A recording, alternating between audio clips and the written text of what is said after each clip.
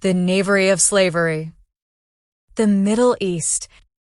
Slavery is mentioned as an established institution in the oldest documents that are known to exist. For instance, anyone who assisted a slave in escaping or provided sanctuary to a fugitive was subject to death under the Code of Hammurabi, circa 1760 BC. Slavery is mentioned as an established institution in the Bible. The nomenclature employed by the Egyptians to refer to various degrees of servitude throughout history makes it difficult to understand slavery in pharaonic Egypt. It has been challenging to distinguish between distinct types of slaves in ancient Egypt based just on word usage in the textual sources. Chattel slavery, bonded labor, and forced labor were the three ostensible forms of slavery in ancient Egypt. Slaves in the Arab world historically came from a wide range of places, including Central Asia, mostly Tartars, the Caucasus, primarily Circassians, Sub-Saharan Africa, primarily Zanj, and Central and Eastern Europe, primarily Slavs. The Trans-Saharan slave trade, the Bakht Treaty, the Red Sea slave trade, and the Indian Ocean slave trade brought these slaves from Africa to the Arab world. The Bokhara slave trade brought them from Asia, and the Prague, Venetian, and Barbary slave trades brought them from Europe. The Ottoman Empire ruled over the majority of the Middle East from 1517 to 1917. Slaves made up around 1/5 of the population in Constantinople, the Ottoman capital. In the 15th and subsequent centuries, the city was a significant hub for the slave traffic.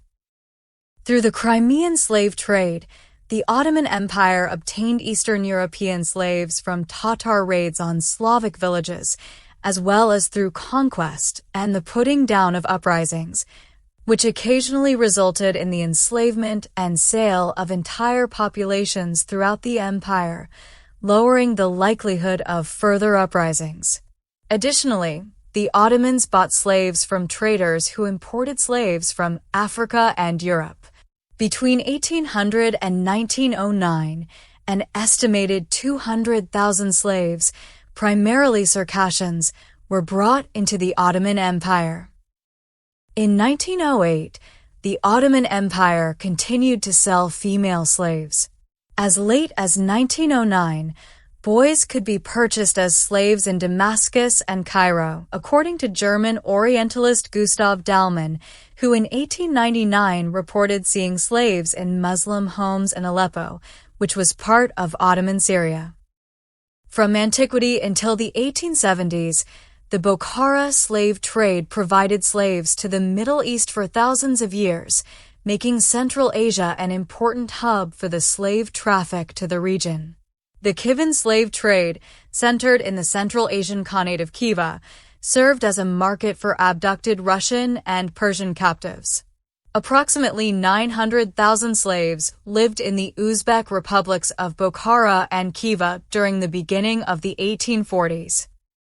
Apart from Muslim territories in the Gulf, Africa, and the Caucasus, chattel slavery was at least officially outlawed by 1870 across the majority of the world. In the Muslim world, including the Balkans, the Caucasus, the Baluchistan, India, Southwest Asia, and the Philippines, Muslims abducted and enslaved non-Muslims. By the 1870s, slavery was seen as immoral in the West, but it was not in the Muslim world because it was an institution sanctioned by the Quran and morally justified under the pretext of war against non-Muslims. Slaves were trafficked across the Indian Ocean to the Gulf of Aden, or across the Red Sea to Arabia and Aden, with feeble slaves being thrown into the sea, or across the Sahara Desert via the Trans-Saharan slave trade to the Nile, where they died from exposure and swollen feet. Slaves were marched in shackles to the coasts of Sudan, Ethiopia, and Somalia, and then loaded onto dhows. In the late 19th century, Ottoman anti-slavery laws were poorly followed, especially in Hijaz. In 1857, an attempt was made to outlaw the Red Sea slave trade, but Hijaz was exempted from the ban due to a rebellion in the province.